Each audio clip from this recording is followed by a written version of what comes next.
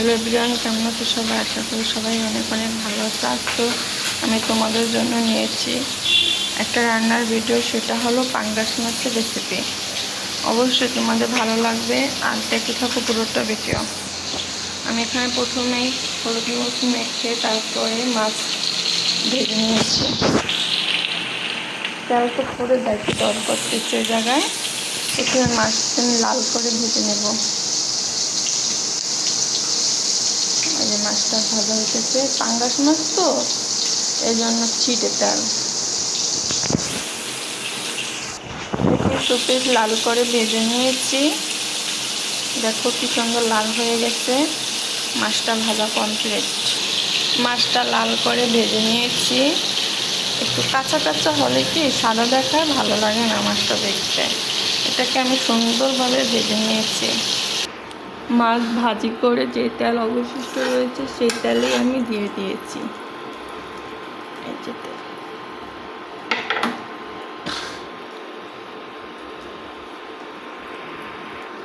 আমার ভিডিও ভালো লাগলে অবশ্যই লাইক কমেন্ট সাবস্ক্রাইব করতে ভুলো না।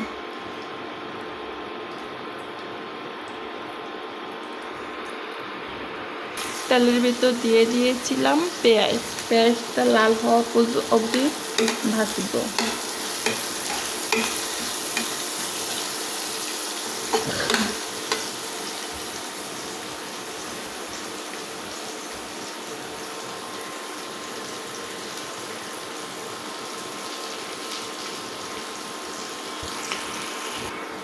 পেঁয়াজটা হালকা ব্রাউন কালার হয়ে আছে। এখন দিয়ে দিব আমি আদা রসুন বাটা।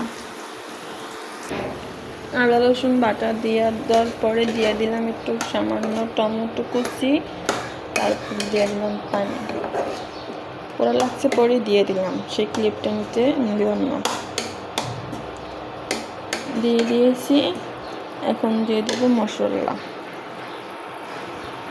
দিয়ে দিয়েছি হলুদ মরিচ লবণ দিয়ে এটাকে আমি এখন ভালোভাবে কষাবো।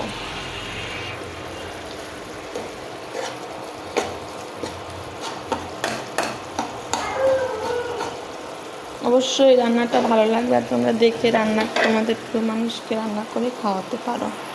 দিয়ে দিচ্ছি সামান্য কিছু আলু। এখন দিয়ে দিচ্ছি সামান্য পরিমাণে পানি আলুটা সিদ্ধ হওয়ার জন্য। আলুটা সিদ্ধ হয়ে গেছে, এখন দিয়ে দিব মাছগুলা।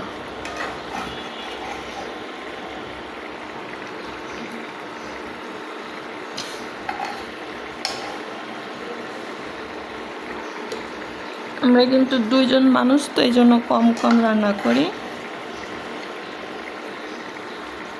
তোমরাও যারা অল্প মানুষ তাদের জন্য রান্নাটা বেশি রান্না এইভাবে রান্না করলে অনেক মজা হবে। আশা করি তোমরা রেসিপিটা দেখে রান্না করো, অবশ্যই অনেক মজা হবে।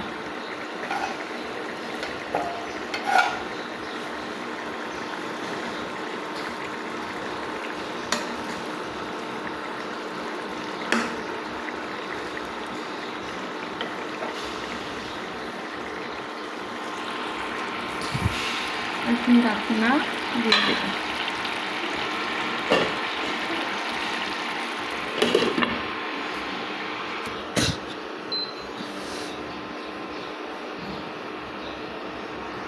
মাছগুলো উল্টায় নেড়ে দিয়েছি। এটা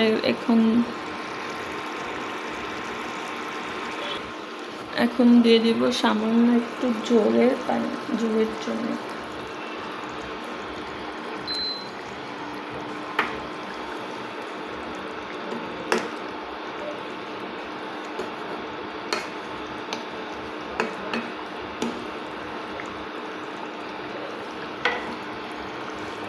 আবারও ঢেকে দেব।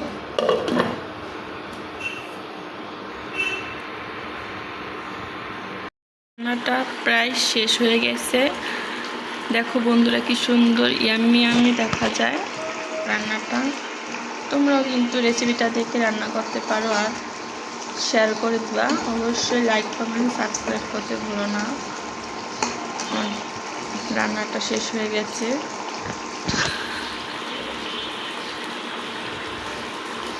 ঘ্রাণের জন্য দিয়ে দিয়েছি ধনিয়া পাতা।